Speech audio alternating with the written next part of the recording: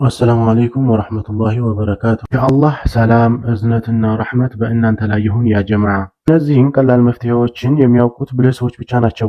የቤትዎን የሰረገላ ቁልፍ እንደዚህ ማስተካከል ቢፈልጉ ጋላጭ ፕላስቲክን በእሳት በማግለጥ ብቻ ቀላሉ እንደዚህ መስራት ይችላሉ።